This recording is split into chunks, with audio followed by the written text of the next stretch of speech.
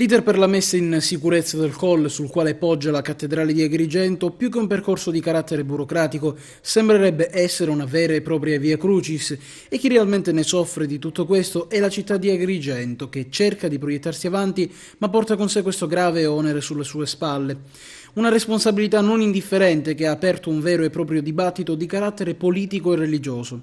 Alcune liste civiche della città dei templi, infatti, Agrigento rinasce ed Agrigento cambia, in una nota stampa hanno letteralmente sputato tutto il loro veleno puntando il dito contro chi di competenza. I consiglieri delle nostre liste parteciperanno alla manifestazione di domani per esprimere l'indignazione popolare per i ritardi e le inezie per salvare la cattedrale. La sua sorte, continuano i consiglieri, non può essere affidata alla retorica delle affermazioni elettorali, né può essere argomento di divisione tra i soggetti istituzionali che devono fornire le risorse indispensabili per sostenere il consolidamento del costone. E se da un lato la politica comincia a frammentarsi ed inizia un vero e proprio becero gioco di irresponsabilità delle parti, dall'altro anche il fronte religioso si fa sentire, tuonando come un fulmine a ciel sereno. E Don Diego Acquisto, che non risparmia nessuno ed accusa alcuni politici noti del panorama locale e nazionale. A Renzi, Alfano, a Crocetta e dallo stesso sindaco si chiede silenzio ed eventualmente un mea culpa per il tempo, per qualsiasi motivo, perduto. Dopo tante promesse e tanti proclami, adesso una marcia silenziosa per sensibilizzare le coscienze e chi ha compito di responsabilità a non perdere altro tempo, dopo tante parole vuote e promesse fasulle, cui si è recentemente aggiunta la volontà della regione siciliana che con atti formali ha posto un punto di sospensione nell'iter per la messa in sicurezza del Colle.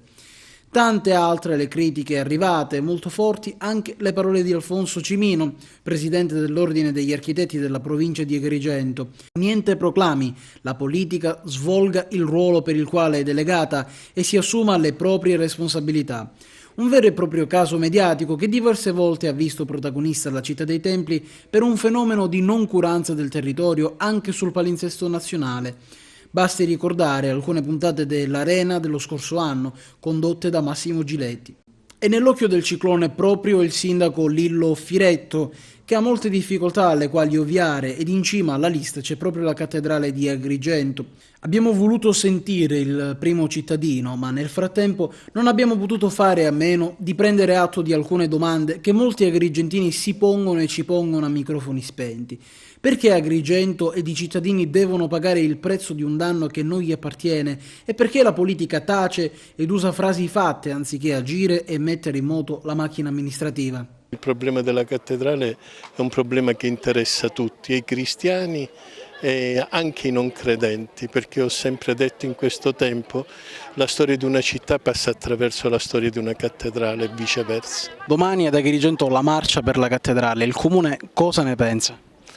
Il Comune è l'attore insieme all'Arcidiocesi di Agrigento intanto di quell'operazione che metterà in sicurezza il corpo di fabbrica con quell'intervento che ormai, come voi sapete, è in conclusione come fase di gara. La preoccupazione sostanziale sta in capo purtroppo al sindaco, perché dopo le note arrivate dalla protezione civile, chi ha e chi è il tutore della pubblica incolumità sul costone, sul pendio è proprio il sindaco. Si paventa addirittura la chiusura di via 25 aprile, un'arteria importante per Agrigento. Se dovesse continuare questo scivolamento inevitabilmente ci sarà la necessità di evacuare 32 famiglie, oltre 25 attività commerciali ed ecco perché il Comune, il sindaco sono coloro che hanno primo l'interesse a questo punto, una volta che i muri di gomma hanno fatto la loro parte, di marciare e coinvolgere la cittadinanza perché si faccia sentire forte il proprio grido.